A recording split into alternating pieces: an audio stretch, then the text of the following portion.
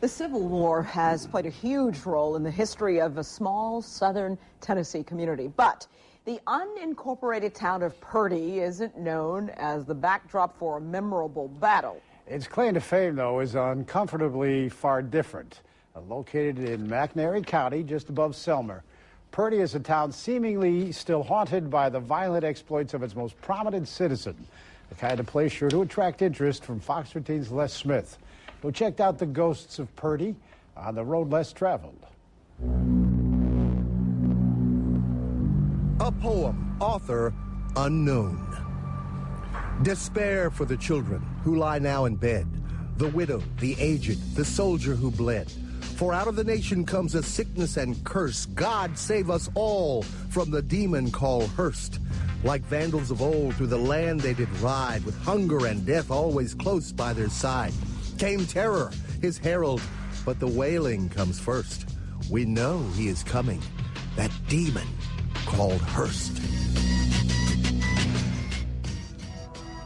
Though he was mysteriously murdered inside his mansion 136 years ago, Union Army Colonel Fielding Hurst's murderous exploits would appear to mightily contribute to the aura of the unexplained that daily haunts the bewildered citizens of the unincorporated southern Tennessee community of Purdy.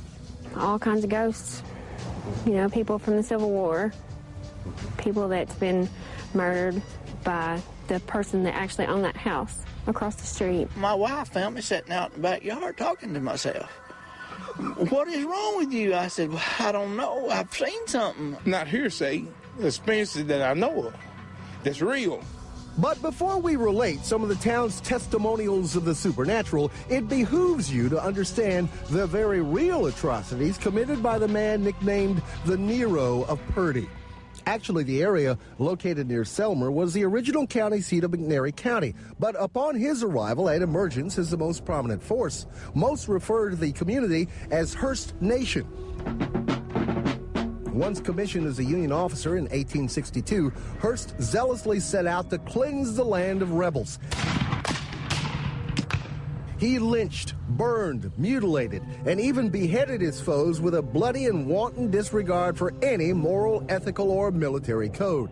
But 5 years after the war's end, Hurst himself fell victim to violent death as an unknown assailant shot him at the top of the stairs inside his still-standing mansion. Legend has it that on the anniversary of his death, the blood of Hurst reappears, and the howls of his pain resound throughout the house.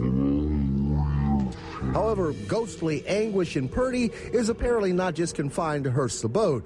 Less than a mile down the road, some of his buried victims dot the landscape at the untended Purdy Cemetery, a place where residents insist the dead seemingly never rest. Well, what do people say about this graveyard? That it's haunted. Crystal Riggs and her family sometimes gingerly traipse through and around the tombstones of the long dead. While numerous family plots dating as far back as the early 1800s have been vandalized over the decades, Riggs admits to having more than a healthy respect for the departed, especially since her last visit there one eerie night. It would be really still, and then all of a sudden the wind would come. Mm-hmm. Out of nowhere. Yeah. But that relatively small phenomenon pales in comparison to the strange tales Purdy's George Hayslept can relate down at Sullivan's One Stop. One unexplained encounter that began with his brother and friends searching for lost treasure in the graveyard. And they was digging. And when they got close to money, the money would move, go down, sink. So they kept digging. And after a while, out of nowhere, Yellow Jacket just got all over. And that one guy looked up, and he seen a big old black bull coming towards him with fire blowing out his nose. You know, scared him to death. But if you're into a forever psyche-scarring experience, few can top what happened to 64-year Purdy native woodsman John Ross Murray. It was like the third morning of June of 1983. Murray led us to the spot deep in the woods near yet another Purdy graveyard where he was alone cutting trees when he saw an unforgettable sight. I looked up and I seen this wagon coming up an old road. It wasn't covered, but it had the straps over it, you know. A wagon and passengers that at first Murray says he mistook for a neighboring black-clad Mennonite family. But as the wagon drew within just a few feet of him, I could smell the mules. I could hear the chains rattling. I could see the people. They never did look at me. And I throwed my hand up at them. They never did look at me. The road full of trees, and there ain't no way. See, that was old stage road. It came into Purdy. Right. And so they went over through the trees? They went right over a little hill, right through the treetops and everything that I'd cut and thrown in that road. And I thought, well, they can't do that. But days later, after seeing the disappearing wagon, Murray's mother died. Coincidence or forever psyche scarring experience? It's just never been the same to me. It's just like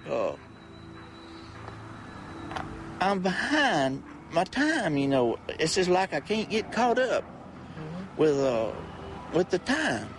That's just the way I feel. I'm behind. I can't. Seems like nothing's ever went right for me since. No, things haven't been right in Purdy since the coming of that demon called Hurst.